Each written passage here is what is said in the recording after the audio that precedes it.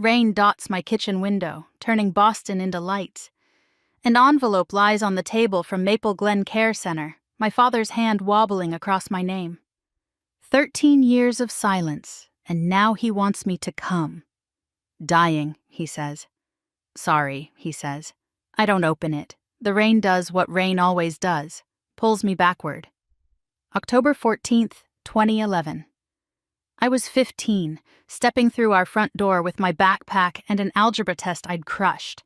My father, Ray, stood in the living room like a trap, cash in one fist, pill bottles in the other. His face was the color of anger. My sister Brooke hovered behind him, 19 and concerned.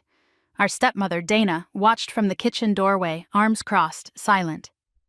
Ray didn't let me set my bag down. He shouted that I'd been stealing from his wallet, buying pills, texting dealers.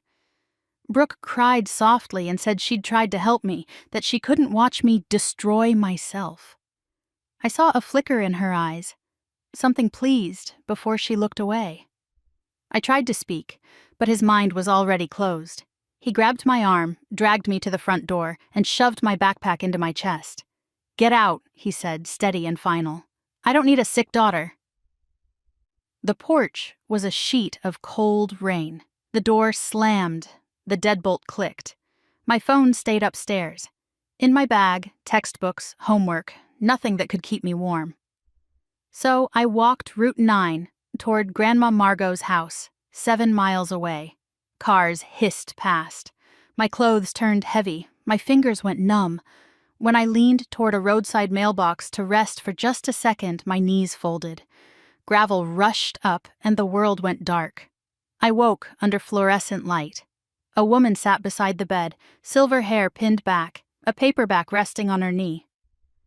"You're Mara," she said. "Elaine Harkness, retired child protection. I found you on Route 9. "I was walking to my grandmother's," I rasped. "In that storm with no coat?" Her gaze flicked to the bruises on my arm. "Tell me what happened," I told her. Ray with cash and pill bottles, Brooke crying, Dana silent in the kitchen doorway. Ray hurling my backpack at me, then the porch, the slam, the deadbolt. My phone upstairs. Rain through my sneakers. I walked Route 9 until my body quit. Elaine listened without blinking. When I stopped, she said, "I believe you." A uniformed officer arrived with a caseworker, Sonia Patel. They asked where my money was, where my phone was, why no one had come for me. Sonia's expression tightened when my answer stayed the same. At 10:15, Ray came in with Brooke at his shoulder. Brooke's eyes darted over Elaine and Sonia and the officer, and her mask slipped. One flash of fear, before she turned it into concern. They tried their script. Sonia asked for dates. Elaine asked for bank records. The officer asked why Ray hadn't verified anything before throwing me out. Then Grandma Margot strode in, rain dripping from her coat. She stepped between my bed and Ray. "Don't touch her," she said. Before midnight, an on-call judge granted Margot temporary guardianship and ordered Ray no contact. As they rolled me down the hall, Sonia murmured, "We're pulling the ATM footage."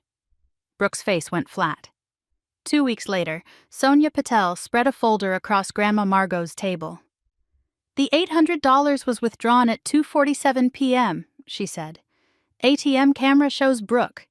Your attendance puts you in chemistry." Elaine Harkness tapped a photo. "The bottles match her boyfriend's prescription.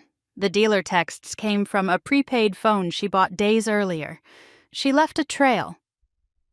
At the emergency hearing, my father looked stunned by evidence that didn't care about his pride.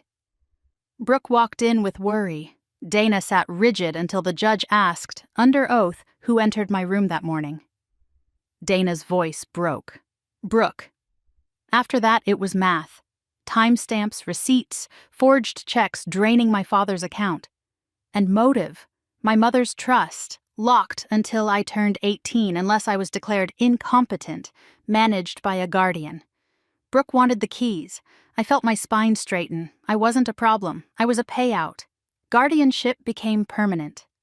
Brooke took a plea and a restraining order. My father lost custody and got orders to fund my therapy instead. Now, in Boston, I slit the nursing home envelope. Ray writes he's dying, that he can't sleep when it rains, that he needs to say sorry in person. I go. He's smaller in the bed, one side slack, eyes ruined with tears. He says sorry like a prayer. I listen, then tell him forgiveness is me setting down the weight, not giving him my life back. I built it without him, and it's mine. Outside, the rain has stopped. My lungs fill. A door clicks behind me, but this time it isn't locking me out.